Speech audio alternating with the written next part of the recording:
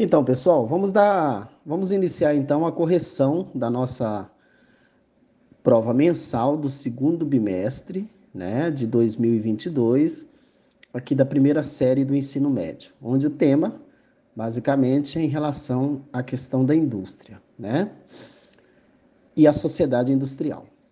Ok, a primeira questão, eu peguei um fragmento de um texto, né, um fragmento de texto de Stuart Hall. Esse texto já foi colocado em diferentes contextos, né, em diferentes provas, inclusive até numa aplicação do Enem, uma segunda aplicação do Enem, esse texto foi utilizado. Mas a gente pode abordar ele em diferentes aspectos. No caso aqui, eu coloco o texto e vou fazer uma abordagem voltado para a reflexão a respeito justamente da terceira revolução industrial e da globalização, ok? Muito bem.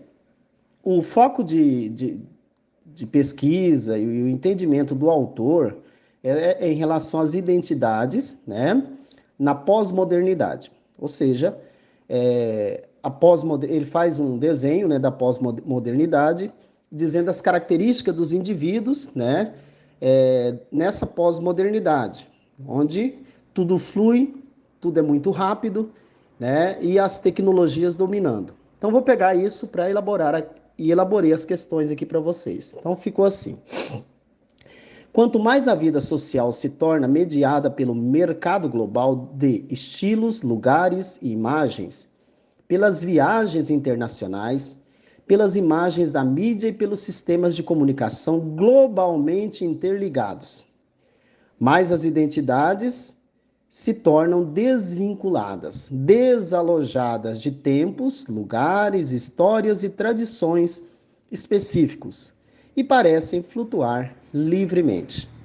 Veja que aqui ele constrói uma ideia de que a nossa sociedade ela é regida ou mediada, vamos dizer assim, pelo mercado global. Mas ele não fala o mercado global necessariamente o mercado financeiro, por exemplo. Mas ele diz que até na cultura, no estilo de vida que a gente adquire, tornou-se globalizado. E isso faz com que as identidades elas não estejam mais vinculadas a um território específico, né? As pessoas modificam suas concepções de mundo de forma rápida, né? E tudo fica desalojado, né? Porque nesse mundo globalizado, a informação, né? Estimulada pelo avanço das novas tecnologias, e aí nós estudamos anteriormente que o espaço geográfico atual ele tem as características de técnico, científico e informacional, onde as tecnologias de informação são preponderantes em todos os processos para estimular essa globalização. E a globalização, ela afeta justamente a questão da identidade. Se antes a identidade estava relacionado a um espaço específico, por exemplo, a uma nacionalidade, a um determinado grupo, né, a um determinado grupo étnico, social e econômico, geográfico. Agora, tudo isso é muito fluido, flutua livremente, né? Ok? Então, é um texto de interpretação que eu coloquei para a gente interpretar, levando em consideração as características da sociedade industrial atual, ok? Aí eu disse assim, o texto se refere à difusão do, né? Então, o que está sendo difundido nesse mundo pós-moderno ou nesse espaço de globalização e de terceira revolução industrial. A letra A diz que a industrialização, então a difusão da industrialização e do modelo toyotista. Ok. Perceba que o texto não fala especificamente sobre a industrialização. Vocês estão percebendo que o texto fala mais sobre as identidades, as subjetividades, a construção e a concepção dos indivíduos enquanto pertencentes a um determinado espaço, a uma cultura, a uma tradição. Não fala sobre a industrialização. O modelo toyotista é um modelo bem flexível, flutuante, vamos colocar essa expressão flutuante que ele usa aí, né? E poderia encaixar aí. Mas industrialização, como está, da forma que está colocada na letra A, você não pode assinalar, tá? Vamos à letra B. A letra B diz que está se referindo à identidade local, pois as pessoas preferem valorizar os produtos que dialogam com as características do país em que vivem. Não sei se vocês percebem que o texto ele vai na direção contrária, né? As identidades estão desvinculadas. O que significa? Não tem mais aquele apego ao local específico onde você nasceu, onde sua cultura, né? Nesse mundo globalizado, os indivíduos tornaram-se mais flutuantes em relação à sua identidade. Então, posso dizer que o indivíduo hoje, ele tem múltiplas facetas, né? Então, isso, por isso que a gente vê alguns posicionamentos, até parece assim, contraditórios dos indivíduos hoje, né? Justamente porque eu posso ser, por exemplo, branco, né? E nada impede que eu seja um militante, um ativista da causa antirracismo, né? Coisa que era impensado em outros momentos históricos, né?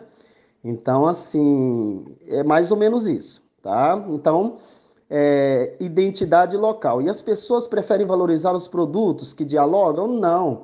Muitas das vezes é justamente o mercado global que faz com que você se torne um consumidor, né?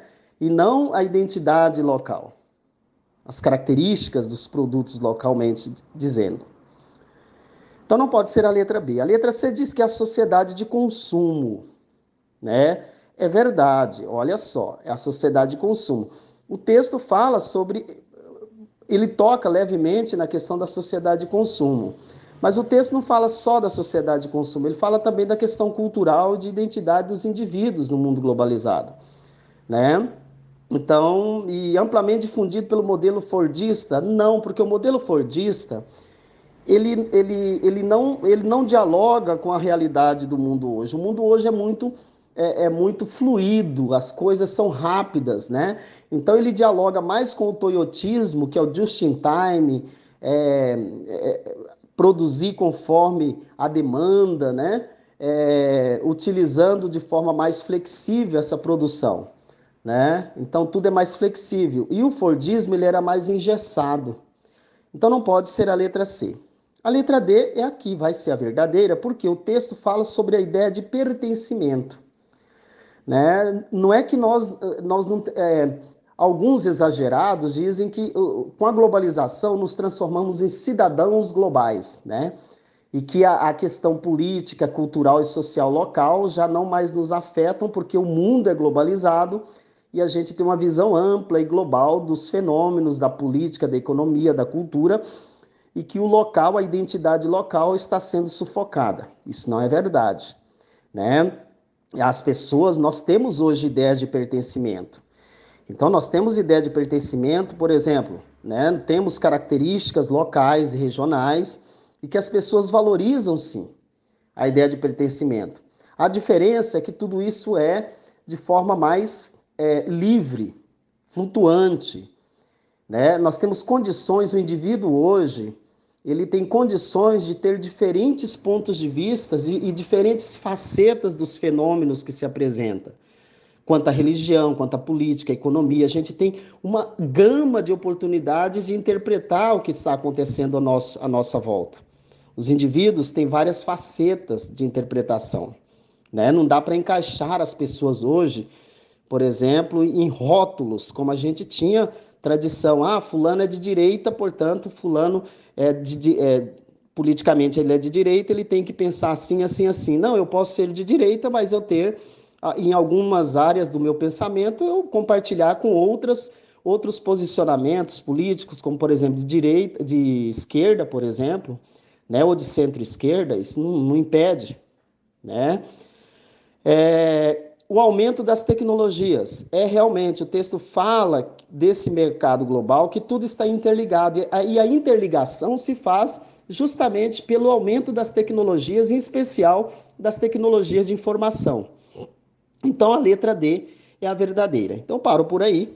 A outra não tem também significância, né, para a gente entender, mas por uma questão de tempo, vamos ficar aí com a letra D, ou seja, o texto se refere à difusão da ideia de pertencimento e o aumento das tecnologias. Como que as tecnologias afetam a nossa subjetividade, a nossa postura, os nossos posicionamentos nesse período de terceira revolução industrial, onde o espaço é técnico, científico e informacional. Então, vamos dar continuidade com a questão número 2, ok? A questão número 2 é uma questão muito simples, né? Ela fala sobre a terceira revolução industrial, tá? Então, no mundo contemporâneo, um conjunto de transformações se inseriu no sistema socioeconômico, influenciando o cotidiano das populações. Esse processo foi denominado Terceira Revolução Industrial. Ok, essa questão é o seguinte, na verdade, a Terceira Revolução Industrial, ela se caracteriza pela presença das tecnologias da informação, né, dos novos materiais, o predomínio de uma indústria mais flexível, né, relacionado principalmente ao toyotismo e, sobretudo, uma consolidação da sociedade industrial, né? Então, a nossa sociedade está cada vez mais dependente, né, dos processos de produção industrial. E isso faz com que nós tenhamos condições de dizer e de falar a respeito de um sistema industrial. Isso é verificado no dia a dia. Se eu pegar, por exemplo, com você e fazer uma discussão, você percebe que desde quando você levanta até quando você deita ou você continua dormindo, né, nós temos as manifestações da industrialização acontecendo no nosso dia a dia, né? A industrialização tomou inclusive parte dos processos de produção de conhecimento. Por isso que o professor Milton Santos vai dizer que o espaço geográfico hoje ele é técnico, porque aproveita toda a infraestrutura técnica, todos os instrumentos técnicos deixados e construídos como sistemas de transportes, estradas, rodovias, ferrovias, portos, aeroportos, né? Todo esse sistema técnico, ele está presente hoje na nossa sociedade, né? Porém, tem uma novidade. A terceira revolução industrial ela trouxe o conhecimento científico para o setor industrial, né? Então, a produção científica, tanto é verdade que os principais espaços de produção de industrial hoje e de evolução da indústria moderna, vamos dizer assim, da indústria pós-moderna, acontece em áreas onde nós temos grandes universidades, institutos de pesquisa e tecnologia, né? Tanto é que essas regiões são chamadas inclusive de tecnopolos, né? Só para citar exemplo, temos o tecnopolo do Vale do Silício nos Estados Unidos, por exemplo, né? Só que dentre as tecnologias que se destacam nesse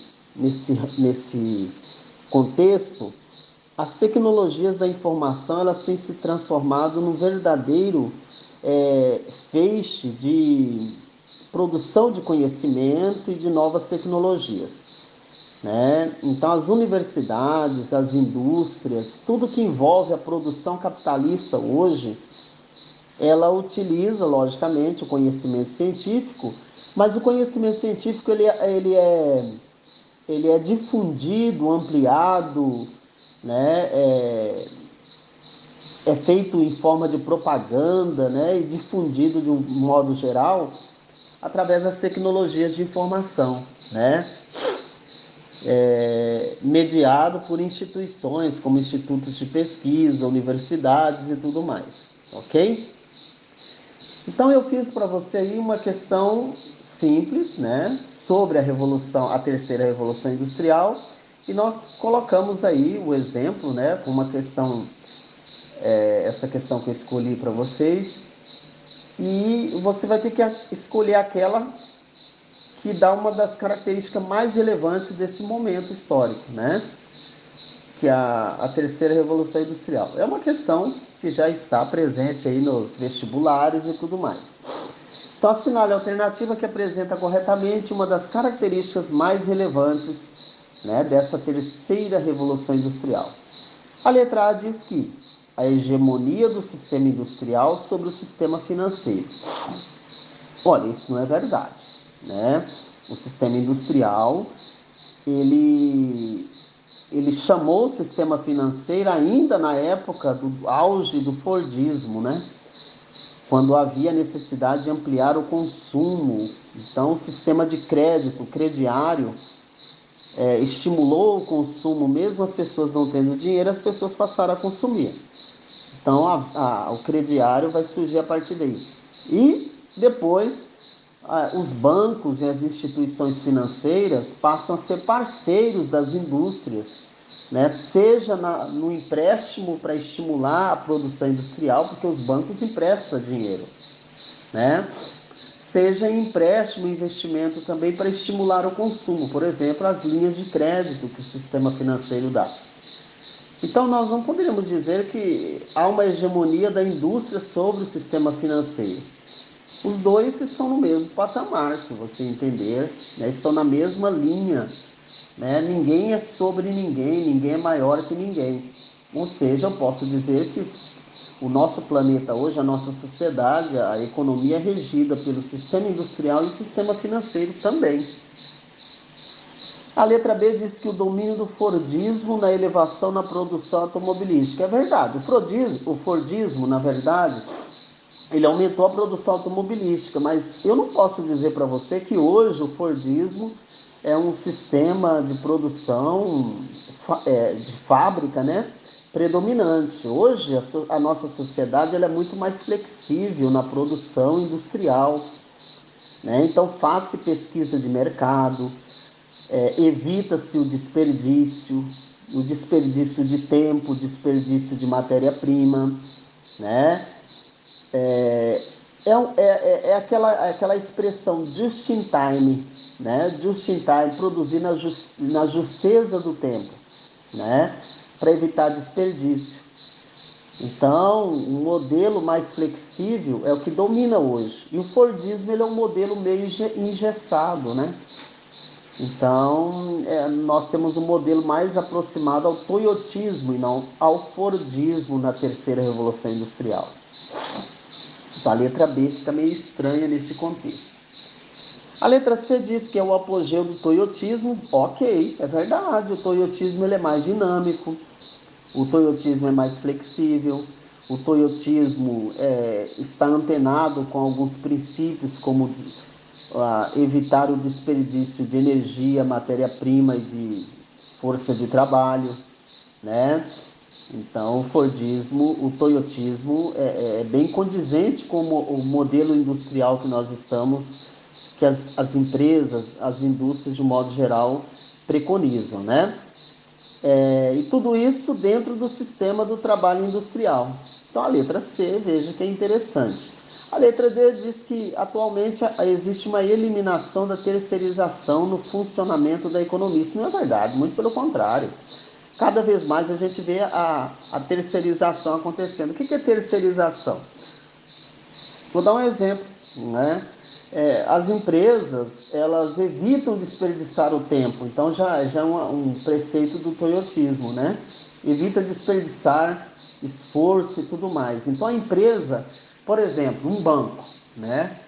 A instituição bancária. Você vai num banco hoje, qual é a finalidade de um banco? Ora, o banco é atender os seus clientes, os correntistas, os poupadores e os investidores. Essa é a finalidade do banco.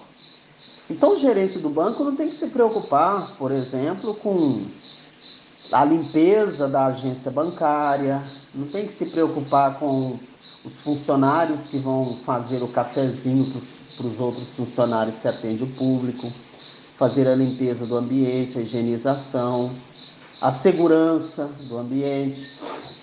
Então, dentro dos bancos, por exemplo, você vê outras empresas atuando. Você vê uma empresa de segurança, os vigias não são funcionários do banco, são funcionários de uma empresa de segurança. Isso é terceirização. O pessoal que faz a limpeza não é funcionário do banco, é funcionário de uma empresa que o banco contrata para prestar o serviço de limpeza, os serviços gerais da agência bancária, né? Então é mais ou menos isso para você entender. Então não é verdade que nós temos atualmente uma eliminação da terceirização, muito pelo contrário, há um estímulo à terceirização, né? E isso para o trabalhador, em outro momento a gente pode discutir que isso não é muito bom, né? Letra E, o taylorismo no controle financeiro das bolsas de valores. Não, não, não, não. É o toyotismo, que hoje, né, é mais influente.